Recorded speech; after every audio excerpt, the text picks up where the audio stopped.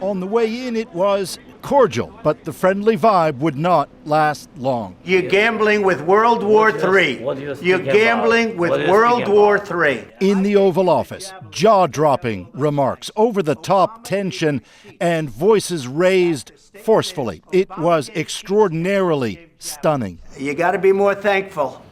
Because let me tell you, you don't have the cards. With us, you start having cards. But right now, you don't. Yeah, you're playing cards. U.S. President Donald Trump berating Ukrainian President Volodymyr Zelenskyy over Zelensky's push for guaranteed U.S. security backing if there's to be a ceasefire with Russian President Vladimir Putin in Russia's brutal war on Ukraine.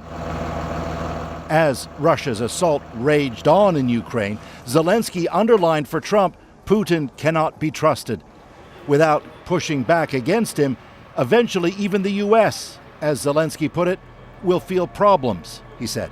Don't tell us what we're going to feel. I'm not telling you. Because you're in no position to dictate that. Remember this.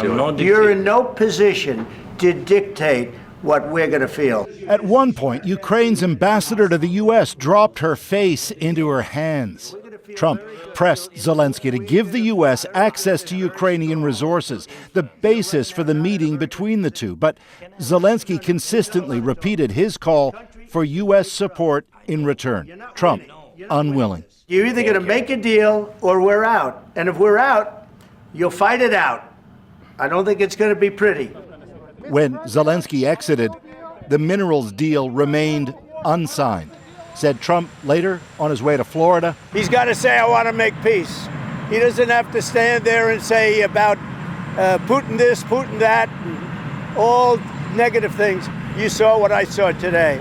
That was not a man that wanted to make peace. We want just and lasting peace. It's true. Zelenskyy himself later underlining without such guarantees, there can be no ceasefire. Nobody will stop because everybody afraid that Putin will come back tomorrow.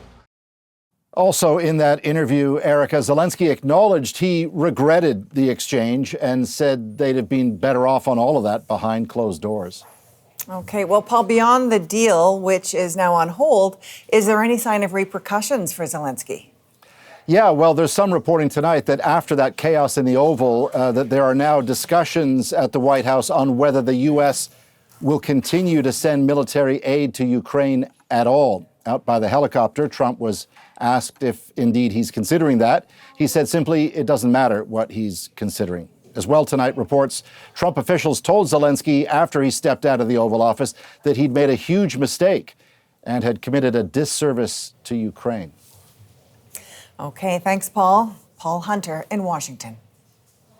Joining me now is Janice Stein, founding director of the Munk School of Global Affairs. Janice, let's start with how unusual what we saw today in the Oval Office is. What are your thoughts? Erica, I have never seen anything like this in a lifetime of professional watching. This does happen occasionally in private, but never has this kind of fight erupted on camera where the public can get an earful and an eyeful. Watching it, there was a distinct feeling that this wasn't just about the policy disagreements of the present. There's history between these two men. How is that a factor? There for sure is history. And by the way, J.D. Vance was the provocateur here. He deliberately started this. But once Donald Trump got going, where did he go? Back to that same troubled history with Zelenskyy over the Russia probe of interference in the U.S. election and the laptop. He goes back to this every time he gets riled up.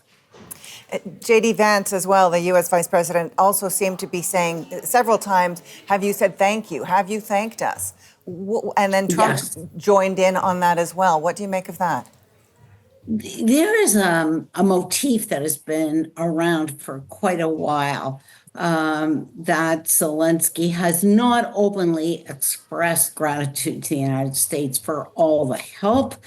But really, this was unplanned. It was not deliberately orchestrated.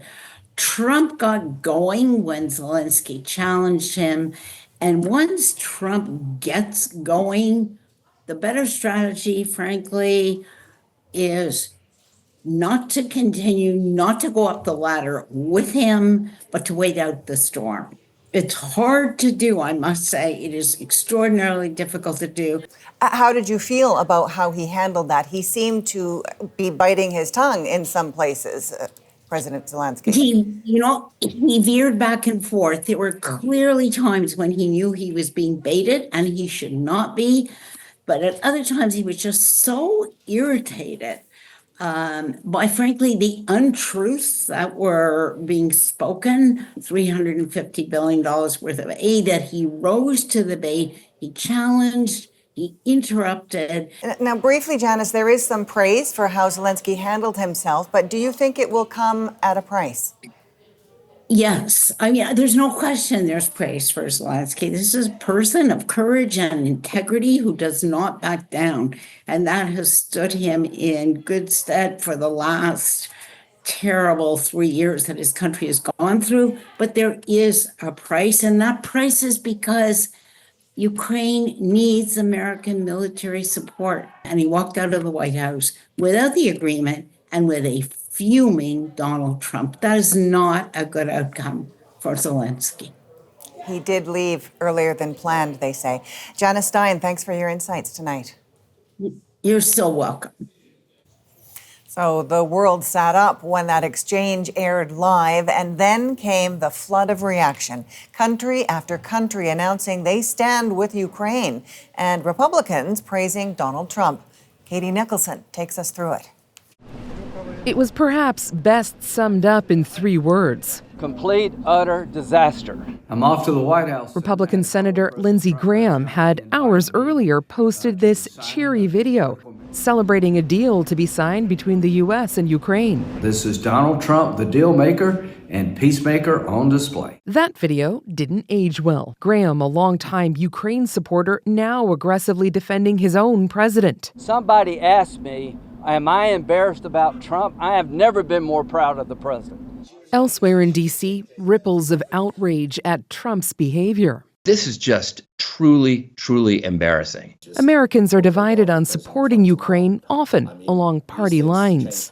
Every Democrat's going to hate what happened and criticize Trump, and most Republicans are going to say that's just Trump being Trump. This analyst says the blow-up doesn't necessarily mean the end of talks with Ukraine or the end of NATO. It's deeply regrettable and somewhat worrisome, yes, about the future of the transatlantic relationship.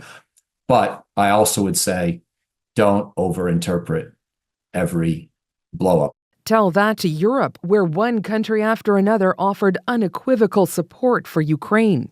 Poland, Germany, Austria, Finland, Denmark, Ireland, and Romania. The French president noting Ukraine isn't just fighting for its own dignity and independence, but for the security of Europe, as others questioned America's place as a leader. Can anyone pick up the pieces of this? I don't know. Can the United States return as a serious diplomatic power? That looks debatable at the moment. For her part, Canada's Foreign Affairs Minister laid out the stakes of why support for Ukraine is integral. We know that President Putin has no red lines. And if he has no red lines, it means that then NATO territory is at threat. The heated exchange in the Oval Office, a destabilizing moment for Ukraine, but one that apparently cemented support from its allies outside the U.S. Katie Nicholson, CBC News, Toronto.